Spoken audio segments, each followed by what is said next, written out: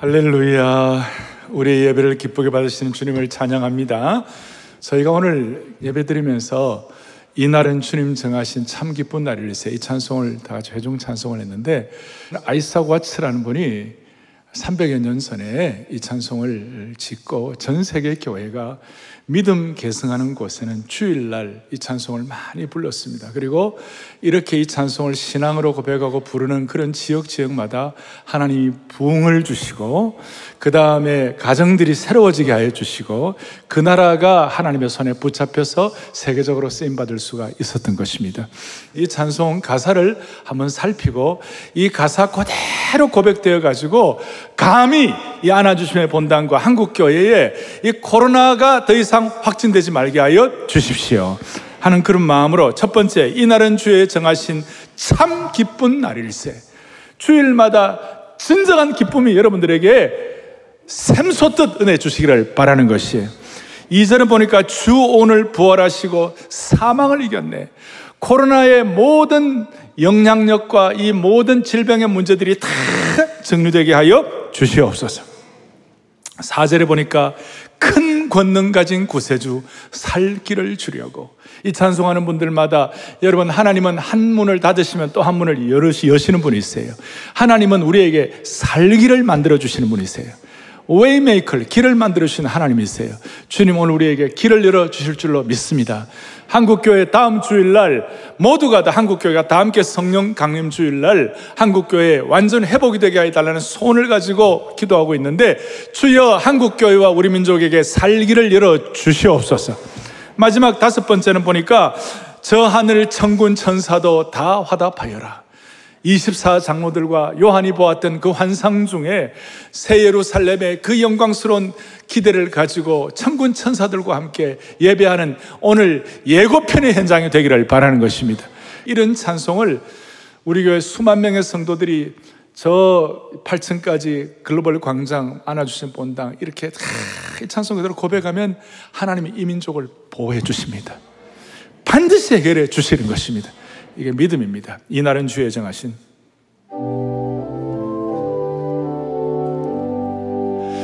이날은 주님 정하신 참 기쁜 날일세.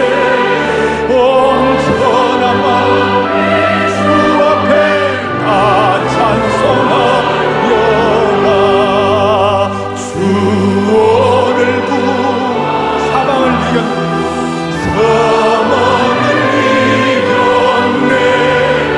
구주를 믿는 성도들 그 복을 전 4절 큰 권능 가진 구세주 살 길을 주려 믿고 찬양합니다. 온 세상 만민 가운데 주 함께 계시. 5절 이날에 모인 성도들 호산나 부르세. 저 하늘 천군 천사도 다 화답하여라.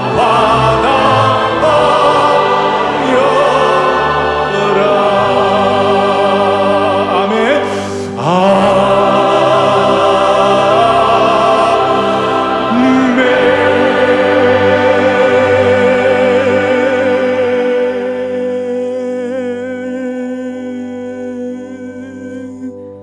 아멘. 살 길을 열어주시리라고 믿습니다. 이런 찬양도 다음 세대에 아름답게 계승되기를 바랍니다. 저는 오늘 믿음 계승에 대한 메시지로 사랑의 교회 어린이 주일 말씀을 대신하고자 합니다. 저는 한 20여 년 전부터 수선대오란 말을 이렇게 많이 교회에 했습니다. 사역과 영적인 수선대우가 일어나게 해 주옵소서. 그 수선대우란 말은 뭐냐면 한자성어로 선대의 강점은 지키고 후대는 대우하고 키워주고 세워준다는 그런 것입니다. 어떻게 보면 우리로 말하면 이 믿음의 계승에 대한 것이라고 말할 수가 있을 것입니다. 제가 이 믿음의 개성에 대한 얘기를 할 때에는 세 가지가 포함됩니다. 첫째는 이 믿음 개성할 때 첫째는 신앙이 개성되어야 한다. 아브라함처럼 아브라함의 믿음과 순종이 개성되는 것처럼 신앙이 개성되게 하여 주옵소서. 두 번째로는 비전과 사명이 개성되어야 한다. 요셉이 꿈꾸었던 그런 비전과 사명을 통하여 자기만 사는 것이 아니라 민족과 세계도 살리게 하여 주옵소서. 세 번째로는 사역 자체가 개성되게 하여 주십시오. 모세가 출애굽할 때 그 민족들을 끌고 나온 모든 그 전략과 방법들, 여호수아가 가나안 땅에 입성할 때 가졌던 영적 전쟁의 승리의 모든 것들, 그리고 모든 족속으로 제자를 삼는 대위임 같은 이런 어떤 승법 번식의 사역 자체가 개성되게 하여 주옵소서. 그래서 이런 믿음 개성을 통하여 우리 하나님은 어느 한 세대에만 영광을 받으셔야 할 뿐만이 아니라 오고 오는 모든 세대의 하나님이시고 하나님의 꿈과 계획과 비전들이 개성되기를 원합니다. 여기에 대해서 이사야 말씀이 있어요. 이사야 59장 21절에 제가 읽으면서 참 마음에 와닿았어요. 다 같이 또박또박 합독하겠습니다. 여호와께서 이르시되 내가 그들과 세운 나의 언약이 이러하니 곧 너 위에 있는 나의 영과 너 입에 둔 나의 말이 이제부터 영원하도록 너 입에서와 내 후손의 입에서와 내 후손의 후손의 입에서 떠나지 아니하리라 하시니라. 여호와의 말씀이니라. 아멘. 여기 보니까 영적인 3세대가 나와요. 너의 입에서. 두 번째는 내 후손의 입에서. 세 번째는 내 후손의 후손의 입에서. 오늘 저만 하더라도 4대째고 우리 이제 아이가 5대, 제 손녀딸이 6대가 되는데 오늘 이 자리에 계시는 모든 분들, 온라인으로 들어오는 모든 주의 권속들의 가정마다 본인뿐만 아니라 내 후손의 후손의 입에서, 후손의 후손의 후손의 후손의 후손의 후손의 입에서 계속해서 이 믿음이 개성되기를 원하는 것이에요. 그리고 이 믿음의 개성은 육신의 혈통의 개성과 함께 영적 혈통의 개성도 다 포함하고 있는 것입니다. 빌리 그레이엄 목사님의 아들 프랭클린 그레이엄 목사님도 동일하게 믿음이 개성되었죠. 동시에 나는 당대에 예수 믿는 분들은 또 어떻게 주님 앞에서 우리가 영적 개성에도 봤는데 바울 사도 같은 경우는 거기에 대해서 디모데후서 2장 2절에 뭐라고 말씀하고 있냐면 이렇게 표현하고 있어요. 또 내가 내게 들은 바를 많은 증인 앞에서 충성된 사람들에게 부탁하라. 그들이 또 다른 사람들을 가르칠 수 있으리라. 육신의 혈통의 개성뿐만 아니라 바울과 믿음의 아들 디모데를 통하여 충성된 사람들뿐만 아니라 또 다른 사람들, 영적인 4세대가 나와 있는 것이에요. 저는 이런 내용들을 준비하면서 목회도 마찬가지. 목회가 무슨 얼마나 많은 큰 일을 하고 이 일을 했냐. 이거보다 제 입장에서 요즘 기도하는 가운데 중요한 것은 뭐냐면 과연 이 믿음의 개성이 잘 되고 있을까? 믿음의 개성. 세대 개성이 내가 떠난 이후에 사람들에게 믿음의 세대 개성이 제대로 되는 것일까? 이걸 가지고 진짜 평가받아야 하는 거 아닌가? 일반 성도들의 삶도 마찬가지예요. 얼마나 부를 쌓았는가, 세상에 대단한 위치를 누렸는가. 그보다 더 중요한 것은 그 부모가 떠나고 난 다음에 자녀들에게 제대로 복음에 대한 믿음의 세대 개성을 제대로 했느냐, 거기에 따라서 참된 영적 성공이 결정이 된다는 것이.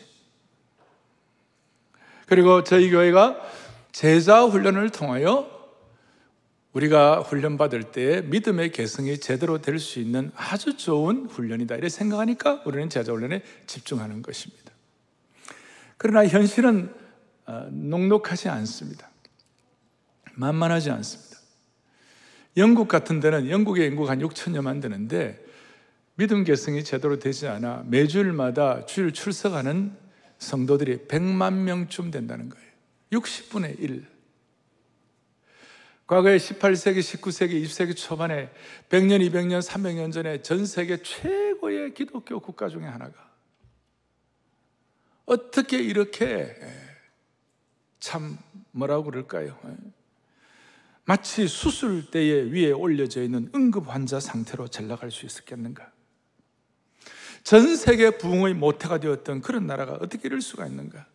그 영광스러운 설교의 황태자 찰스 하돈 스펄전 목사를 배출한 나라가, 기도의 롤 모델인 조지 뮬러를 배출한 나라가, 현대 선교의 아버지 허드슨 테일러를 배출한 나라가, 대한민국의 토마스 선교사를 보낸 나라가, 찰스 웨슬레와 요한 웨슬레의 형제의 나라가 어떻게 이런 현상이 나타날까? 한 가지에 딱 복음의 세대 계승, 믿음 계승이 실패했기 때문에.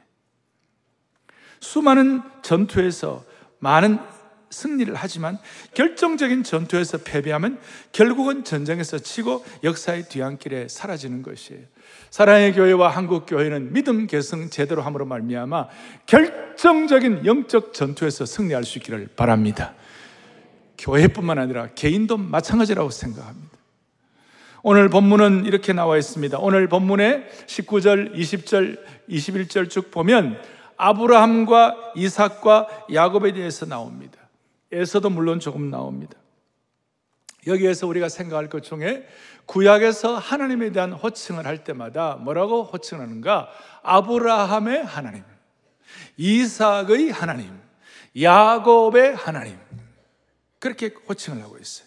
그러고 난 다음에 나의 하나님, 그 아브라함의 하나님, 이삭의 하나님, 야곱의 하나님이란 이 말씀은 바로 믿음의 계승을 의미하는 것이에요. 아브라함의 순종의 믿음이 이삭의 진짜 참된 순종을 가져왔고, 이삭의 순종의 믿음이 야곱의 최선의 믿음을 계승을 가져왔고, 야곱의 최선의 믿음이 요셉의 형통의 믿음을 계승했다는 것입니다. 이걸 위해서 여러분들이 좀 도움이 될 수 있도록 첫 번째 생각할 것은, 믿음은 겉표지도 있지만 믿음은 속 내용이 중요한 것이에요. 믿음의 계보의 겉표지와 속 내용을 좀 살피겠습니다. 믿음의 겉표지가 뭐냐? 아브라함의 아들 이삭의 족보, 이런 내용이 나와 있어요. 아브라함에 대해서 말씀하시는데, 그 아브라함은 아브라함으로 끝나는 것이 아니고, 바울이 아브라함에 대해서 해석을 할 때 로마서 4장 16절에 뭐라고 해석하는가? 다 같이 보겠습니다. 그러므로 상속자가 되는 그것, 상속자가 된다는 믿음의 계승이죠. 뭐로 된다고요? 믿음으로 되나니. 계속 아브라함의 믿음에 속한 자에게도 그러하니 아브라함은 우리 모든 사람의 조상이라. 아멘. 이건 구원사적 계시에 의하여 이 말씀이 기록되어 있기 때문에, 아브라함은 우리 모든 사람의 조상이라고 그랬을 때 오늘 이 예배를 드리는 우리 모두가 다 포함되는 줄 믿으셔야 되는 것이에요. 자, 아브라함이 믿음 계승된다 할 때 우리는 겉으로 아브라함 보는데, 그것은 그 표시라는 것이에요. 실상은 아브라함의 믿음의 계승의 속 내용이 중요하다는 것이에요. 그러니까 아브라함의 겉표지는, 아브라함은 175세까지 살았습니다. 175세까지 살았던 육신의 삶의 그 역사가 어떻게 보면 아브라함 인생의 믿음의 겉표지예요. 그러면 아브라함의 175세 그대로 끝나는가? 그것이 아니에요. 아브라함의 믿음의 계승의 속 내용은 뭐냐면, 나중에 아브라함을 통하여 무슨 일이 벌어집니까? 모세가 나중에 후손들 오는데 모세가 생깁니다. 모세를 통하여 출애굽의 역사가 일어나고, 아브라함은 감히 생각도 못했던 그야말로 홍해가 갈라지는 것이에요. 아브라함의 믿음의 그 표지가 있지만, 아브라함의 계승을 통하여 믿음의 속 내용은 뭐냐면, 나중에 여호수아와 같은 그의 후손들 다 나옴으로 말미암아 여호수아를 통하여 아브라함 시대 때는 감히 꿈도 꾸지 못했던 태양을 머무르라 하는 그런 사건들이 생기는 것이에요. 아브라함의 믿음의 속 내용들, 나중에 다윗 왕국의 역사가 일어나고, 심지어 다니엘 같은 경우는 사자굴 속에서도 아브라함 때는 생각하지 못했는데 그 믿음의 속 내용이 계승됨으로 말미암아 다니엘의 그 백절불굴의 믿음이 계승되는 것이에요.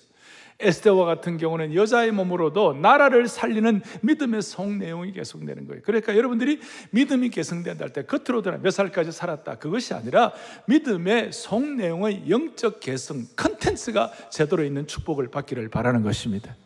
제가 토요일마다 하나님 앞에서 우리 암송을 통하여 믿음의 계승들이 일어나기를 소원하는 마음으로, 제가 그 성경 이 암송 램프가 있어요. 이 암송 램프 그 표지가 있어요.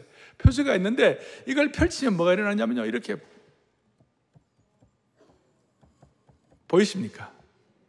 이 오늘 처음 보는 분들은 회개하셔야 합니다.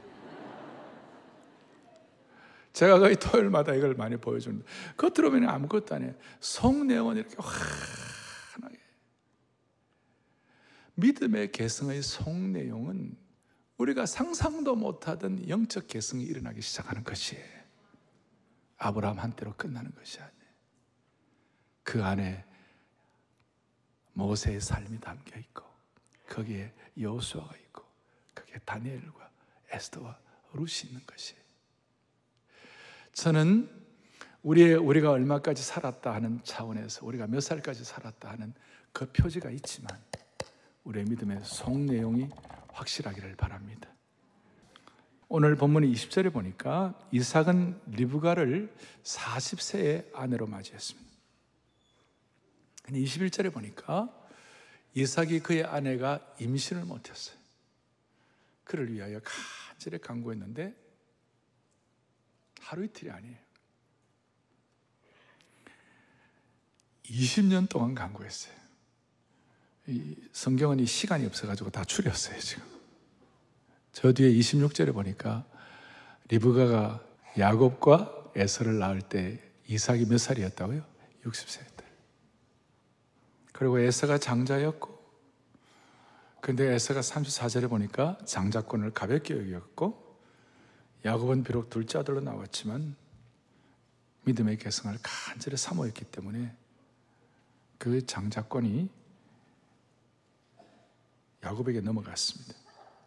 이 장자권이라는 것은 하나님의 축복을 간절히 사모하는 것이에요. 또 장자권이라는 것은 믿음의 개성을 의미하는 것이에요.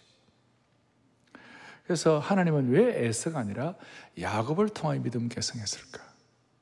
믿음은 그 표지보다도 속 내용이 중요한데 왜 에서가 아니라 야곱을 통하여 믿음을 개성했을까? 왜 하필이면 야곱일까? 하나님은 히브리 민족을 향하여 아브라함 민족이다, 이삭 민족이다 그렇게 하지 않으시고 이스라엘 민족이라고 말씀하시는 거예요. 여러분, 이스라엘이라는 이름을 잘 알겠지만 이스라엘이라는 이름이 시작된 원인은 어떻게 됐습니까? 야곱이 야복강가에서 천사와 씨름하고 난 다음에 하나님 앞에 납작 엎드렸을 때, 그래, 이제는 너 이름을 야곱에서 이스라엘로 하라. 야곱에게 주신 별칭, 야곱에게 주신 새로운 이름. 그래서 창세기 후반부에는 야곱이라는 이름 대신에 이스라엘이라는 이름 나와요. 그러니까 하나님은 그 영광스러운 아브라함을 통하여 아브라함 민족이라고 하지 않으시고 이삭 민족이라고 하지 않으시고 야곱의 이름을 가진 이스라엘 민족이라고 하는 거예요. 왜 그랬을까? 여기에 무슨 의미가 없나? 그러면서 이제 생각할 때에 저는 야곱을 묵상하면서 야곱이 남 얘기가 아니라 참 우리와 참 비슷하다. 우리와 참 성정이 비슷하다. 자, 야곱은 승리도 했지만 실패도 많이 한 사람이에요. 성경은 믿음의 개성을 이어간다고 해서 좋은 점만 기록하지 아니하고 부족한 점도 사실 그대로 다 기록해 놓았어요. 아브라함이나 모세 같은 대단한 인격과는 달리 처음부터 야곱은 몸부림치면서 힘겹게 사는 삶을 살았어요. 태어날 때부터 형의 발꿈치를 붙잡고 태어났고 삶의 중간중간에 슬픔과 심적 고통도 많이 겪었어요. 남을 속이기도 하고 속임을 당하기도 하고 자기보다 더 잘 속이는 라반 같은 고수를 만나 죽도록 고생도 하고 화도 많이 냈지만 비난도 많이 받았고 남에게 충격도 많이 주었지만 본인도 충격을 많이 받았고 한마디로 우리와 참 성정이 비슷해요. 조금 더 정리하면 야곱은 굉장히 인간적이고 세속적인 면이 많은 사람이었지만 동시에 믿음에 대한 갈구, 장자권 이런 데서 큰 그 소원이 있었어요. 나름 인간의 계획과 책략도 많았지만 동시에 하나님 나라의 꿈을 꾸는 그런 사람이었어요. 인간적인 이익에 대해서 관심도 많았지만 하나님의 축복을 갈망하는 마음도 컸어요. 어떻게 보면 참 안 어울리는 조합이에요. 그는 형을 속였지만 또 천사와 씨름도 했어요. 아버지를 속였지만 동시에 하나님 아버지의 음성도 들었어요. 진짜 야곱은 연구 대상이에요. 아마도 우리 가운데 야곱 같은 사람이 많기 때문에, 또 우리의 성품 가운데 야곱 같은 성품이 있기 때문에 그렇게 하지 않았나. 아마 크게 보면 이것도 어떻게 보면 은혜이고 우리로 하여금 공로의식이 없도록 하는 것이 아닌가 싶어요. 오죽하면 야곱에 대해서 이사야에서 너는 지렁이 같은 야곱아, 오죽하면. 이렇게 문제 많은 삶이었지만 야곱에게는 한결같은 마음이 하나 있었어요. 그것이 뭐냐면 장자권에 대한 갈망이었어요. 하나님의 축복을 갈망한 것이에요. 조금 더 깊이 들어가면 믿음의 계보를 이어가겠다, 신앙의 계승을 해야 돼, 요거 하나는 확실했어요. 여기서 받는 교훈이 무엇입니까? 여러분, 이 얘기가 누구의 얘기입니까? 다 저와 여러분들, 우리 모두의 얘기인 줄로 아는 것이에요. 우리 모두 주님 앞에 부끄러운 존재들이에요. 야곱하고 비슷한 어떤 파란만장한 인생들이에요. 그런데 놀랍게도 하나님께서 이 파란만장한 야곱 같은 인생에게 나중에 구약의 인물과 구약을 해석한 신약의 최고의 해석서가 히브리서인데, 히브리서 11장의 믿음장을 이렇게 써나가면서 히브리서 기자가 성령의 감동으로 놀랍게 야곱에 대해서 설명하고 있는, 야곱에 대해서 히브리서 11장 21절에 뭐라고 말씀하는가, 이런 말씀을 하고 있습니다. 또박또박 같이 크게 합독하겠습니다. 믿음으로 야곱은 죽을 때에 요셉의 각 아들에게 축복하고 그 지팡이 머리에 의지하여 경배하였으며, 저는 저 말씀으로 너무나 놀라웠어요. 믿음, 히브리서 11장은 믿음의 영웅들이 나오거든요. 이렇게 문제 많고 파란만장한 인생을 살았던 이 야곱을 하나님께서는 히브리서 기자를 통하여 그는 믿음의 영웅이었다, 그리고 그의 수많은 삶의 여정 가운데서 하나님이 마지막 때에 요셉의 각 아들을 축복했다, 믿음의 계승을 했다, 그리고 지팡이의 머리에 의지할 정도로 연약한 자이고 다 인생의 진액이 다 빠져나갔지만 그 가운데서도 하나님을 경배하고 예배하면서 죽었다.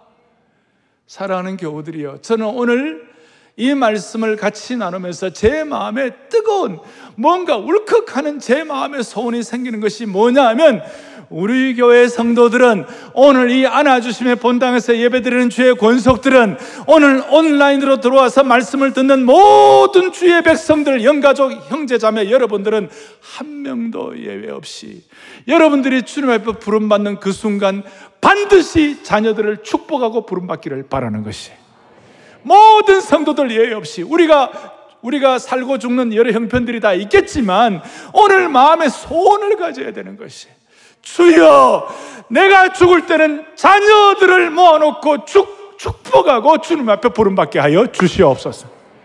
한결같은 소원으로, 그리고 같이 예배하면서 주님 앞에 부름받게 하여 주옵소서. 여러분, 이 소원은 주님 앞에 주님이 기뻐하시는 소원이 될 줄로 믿는 것입니다. 지금부터라도 제대로 집중하고 평생에 이런 소원을 가지면 하나님 반드시 응답해 주실 것입니다.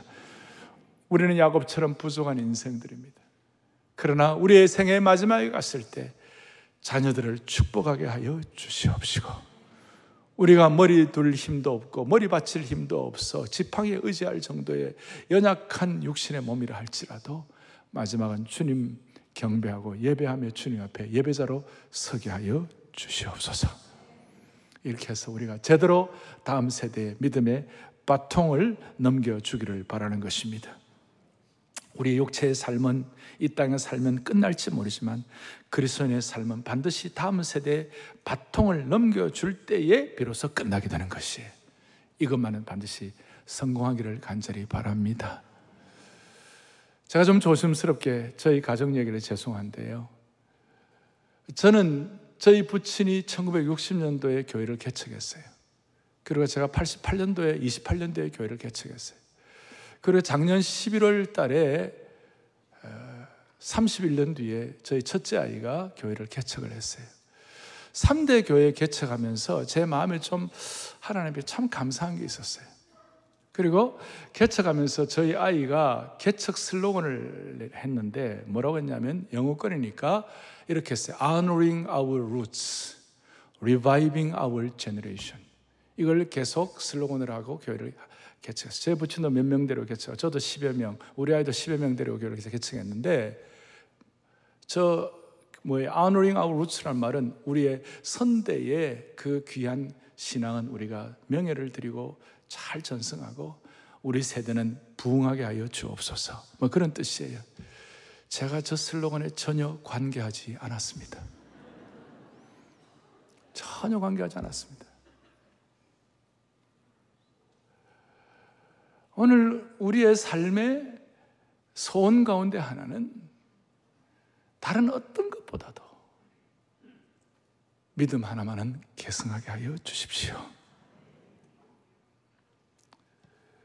여러분이 당대의 믿음을 갖는 아브라함처럼 당대 믿음이라면 아브라함은 그의 믿음과 순종을 통하여 창세기 1장부터 11장까지 내려오던 모든 인간에게 내려오는 아담의 자손들이 갖는 아픔과 고통과 죄의 형벌과 그 모든 불순종의 역사를 아브라함 당대 믿음의 순종을 통하여 완전히 대반전을 시킨 줄로 믿습니다.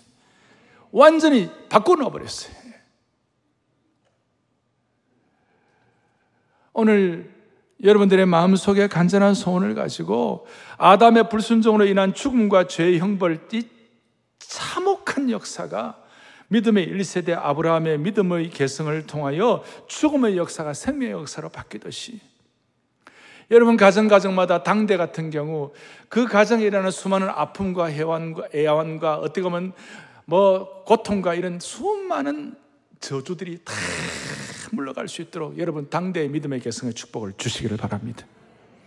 우리 가운데 혹시 독신이나 자녀가 없는 분들은 영적인 자녀들을 통해 믿음이 계승되기를 바라는 겁니다.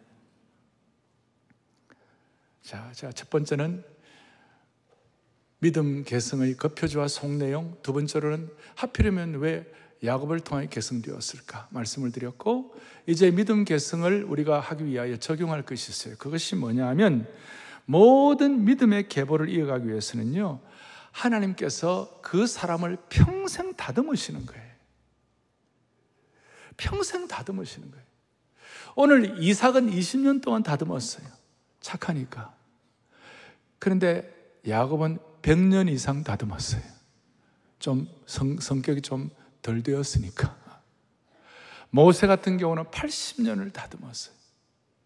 하나님은 사람들마다 그 믿음의 계승을 위하여 평생을 다듬으시는 것이, 겉으로 볼 때는 형 에서가 더 남자답고 사나이다운 것 같은데 야곱은 한참 걸렸어요.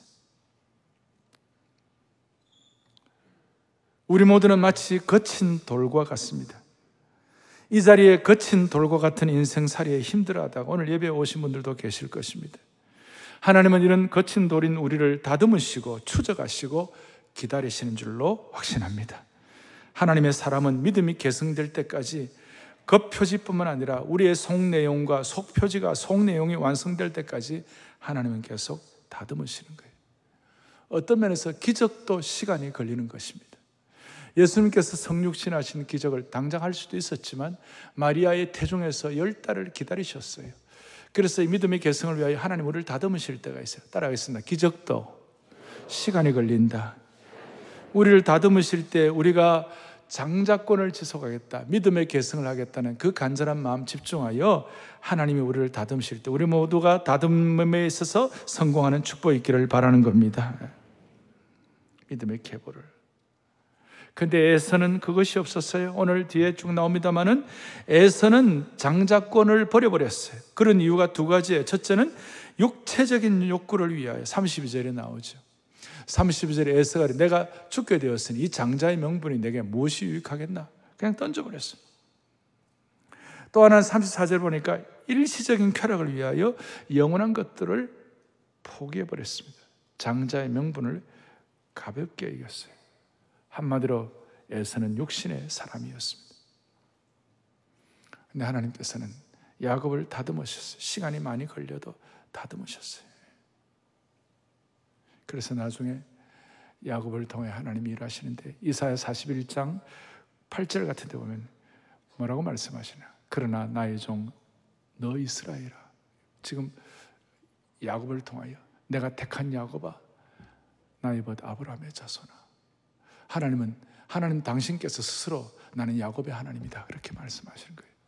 그리고 그 뒤에 이사야 41장 9절 10절 특별히 두려워 말라, 내가 참으로 나의 의로운 오른손으로 너를 붙들리라. 저 다 야곱 때문에 나온 것이에요. 오늘 믿음 계승을 통하여 가정마다 개인마다 주님이 여러분들의 생애를 붙잡아 주시기를 바랍니다. 강력한 의로운 오른손으로 붙잡아 주시기를 바랍니다.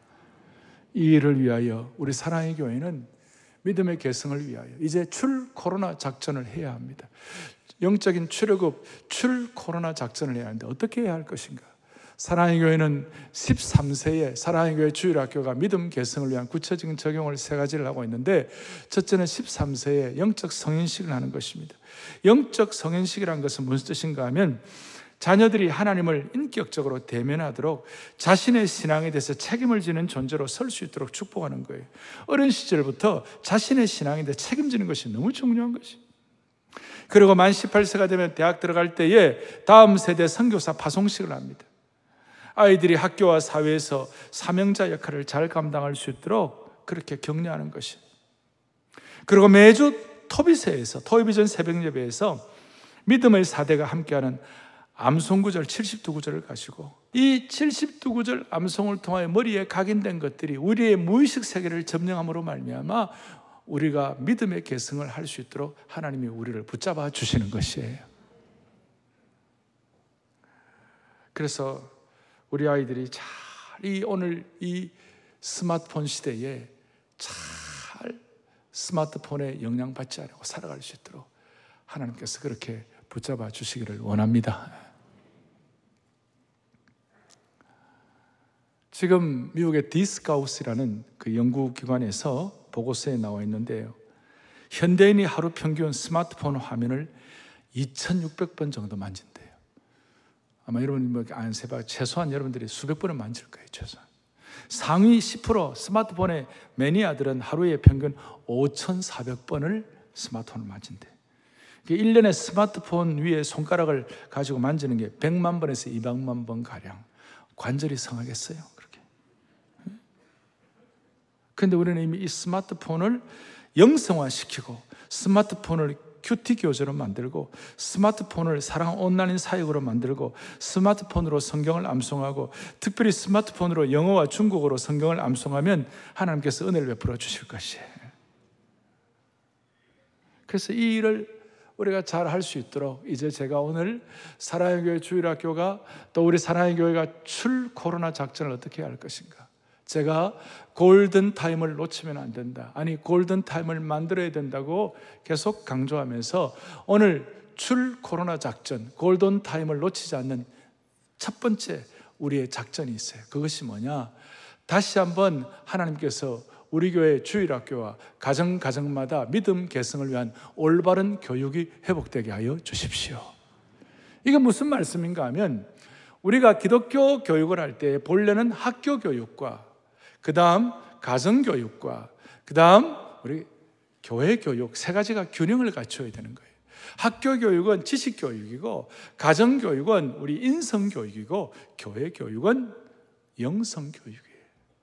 이 세 가지가 균형을 갖춰 가지고 어떤 참 균형 잡힌 제대로 된 인격들이 이제 계속 이렇게 성숙해져 나가는데 1970년대 중반 이전까지만 하더라도 그렇게 되었어요. 왜냐하면 교회 교육이 세상보다 앞장섰고 세상보다도 더 이렇게 효과적으로 아이들을 가르치고, 여름 성경학교만 하더라도 학교 교육은 재미가 없어서 별로지만 교회 교육은 너무 앞장섰기 때문에 여름 성경학교에 그냥 바글바글했어요.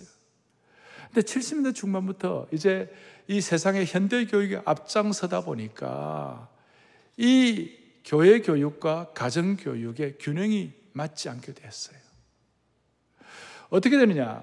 이 세상 교육, 학교 교육을 통하여 많은 사람들의 장래를 판단하는 거예요.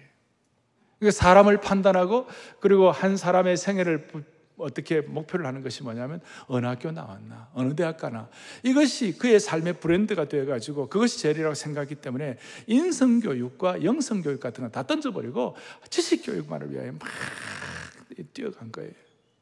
그 결과 균형 잡히지 않은 엉망진창에, 똑똑하지만 엉망진창인 그런 인격들이 수많이 나온 거예요. 그런데 이 코로나 사태가 생겨가지고 기가 막힌 일들이 벌어진 거예요. 100년에 한 번 올까 말까 한 일이 벌어지게 된 것이. 여러분, 이걸 놓쳐서 되겠습니까? 이걸 그냥 보내면 되겠습니까?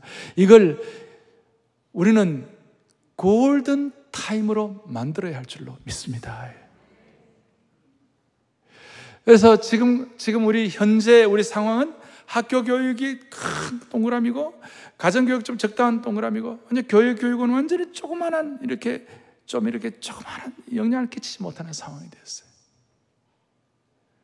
이제는 다시 지식교육과 인성교육과 영성교육이 균형을 갖출 수 있도록 학교 교육에 빼앗긴 모든 것들을 다시 찾아올 수 있기를 바라는 것이, 우리에게 이 코로나 사태는 아주 도전적인 숙제를 남겨준 것이에요. 그래서 오늘 이 4차 산업혁명 시대에 교회와 가정이 연합작전을 펼침으로 말미암아 세상 교육에 빼앗긴 자녀들을 다시 찾아올 수 있기를 바랍니다. 올투게더 해가지고 지식 교육 때문에 학교 교육에 빼앗긴 주도권을 가정과 교회가 다시 찾아와야 할 골든 타임이 된 겁니다. 제가 23년 전에 피터 드러크라는 전 세계적인 경영교육 구루가 있어요. 피터 드러크라고. 스위스 출신이신데 크리스찬이에요. 피터 드러크 하면 다 알아요. 그분에게 한 6개월 정도 한 과목을 제가 들었는데, 그분이 그런 얘기를 해요. 앞으로 한 30년쯤 뒤에, 그때가 97년인데 그 30년쯤 뒤에는 이제 대학 교육이 위기를 맞이할 것이다. 30년 후에 대학 캠퍼스는 역사적 유물이 될 가능성이 많다. 그리고 50년 뒤에는 전 세계에서 단 10개 정도 대학만 대학 교육을 제대로 감당하게 될 것이다. 그리고 앞으로는 2개월, 4개월, 6개월의 이 짧은 시간에 기존의 대학들은 이 변화를 따라오기가 쉽지 않기 때문에, 변화가 쉽게 하기가 어렵기 때문에 이 소형 대학들, 마이크로 대학들이, 우리 사랑 글로벌 아카데미 같은 그런 것들이 제대로만 감당한다면 시대를 변화시키는 초석이 될 것이다. 그리고 목양적 대형 교회가 시대를 바로 섬겨야 할 것이다. 오늘 이런 마음으로 우리 교회가 13세 성인식, 18세 선교사 파송식, 70대 구절 암송을 통하여 무의식 세계까지 영향을 끼칠 뿐만 아니라 학교 교육에 잘못 빼앗긴 이 모든 균형 잡히지 않는 내용들을 다시 한번 믿음과 신앙과 믿음 개성에 대한, 장자권 회복에 대한 소원을 가지고 다시 찾아와 가지고 올바른 균형을 통하여 여러분, 제가 우리 생의 마지막 때 자녀들을 축복하고 예배하면서 주님 앞에 부름받을 수 있기를 원합니다. 이 일을 위하여 부모의 사명선은 제가 5가지를 준비했고, 자녀들의 사명선은 5가지를 준비했습니다. 시간이 없기 때문에 부모의 사명선은 5가지, 2가지만 같이 하도록 하겠습니다. 믿음 개성을 위한 부모의 사명선은 하나 크게 하겠습니다. 부모인 나는 하나님께서 맡기신 자녀를 말씀으로 교육하는 사명자로서 세상 교육에 빼앗긴 교육의 주도권을 다시 찾아오는 출 코로나 작전의 선봉장입니다. 아멘. 출 코로나의 작전의 넘버원, 우리 다시 교육을 제대로 하고 가정교육 제대로 해요. 다시 회복하고 찾아오는 은혜가 있기를 바랍니다. 2번째요, 부모인 나는 하나님의 형상으로 지음받은 존귀한 백성으로서 자녀가 세속적 가치관에 물들지 않고 그리스도인의 정체성을 확고히 갖도록 양육하겠습니다. 아멘. 꼭 그렇게 되기를 바랍니다. 믿음 계승을 위한 자녀 사명선언 하나만 하겠습니다. 함께요. 자녀인 나는 부모님을 하나님의 말씀대로 순종하여 존경하고 주의 뜻대로 가르쳐 주신 믿음의 유산을 계승하겠습니다. 아멘. 나머지 네 개들도 나중에 여러분들에게 도움을 드리도록 하겠습니다. 여한 사랑의 교회는 믿음의 겉표지뿐만 아니라 믿음의 속 내용을 잘 계승할 수 있는 귀한 주의 권속들 되기를 간절히 바랍니다. 너무 중요하니까 가슴에 손을 좀 얹겠습니다. 제가 한번 같이 기도하도록 하겠습니다. 하나님께서 은혜를 베풀어주셔가지고 어떤 교회는 아버지 학교도 하고 이렇게 하지만 우리 교회는 앞으로 믿음 계승학교를 하기를 원합니다. 특별히 앞으로 그 레가시 석시딩 컨벤션, 그 선대들의 그 믿음의 아름다운 계승을 이어가게 하여 주셔서 사랑의 교회 믿음 계승의 DNA가 할아버지부터 우리 자녀들까지 그대로 이어지게 하여 주시옵소서. 그런 축복이 있기를 바라는 것입니다. 하나님 아버지, 아브라함의 하나님, 이삭의 하나님, 특별히 야곱의 하나님, 우리 사랑의 교회 성도들 한 분 한 분의 하나님이심을 믿고 감사와 찬양을 올려드립니다. 우리 인생의 앞으로 최고의 가치와 우선순위가 믿음의 계승인 것을 선포하게 하여 주시옵소서. 오늘 이 예배와 이 시간에 우리의 헌신 때문에 지식 교육에 빼앗긴 우리 자녀들을 가정과 교회를 통한 참된 인성과 영성의 교육을 회복하게 하여 주시옵소서. 그리하여 이 세상을 제대로 섬길 겸손과 실력과 영성을 겸비한 하나님의 자녀들을 통하여 믿음의 계승을 이루게 하여 주시옵소서. 우리 주 예수 그리스도를 받들어 간절히 기도 올리옵나이다. 아멘.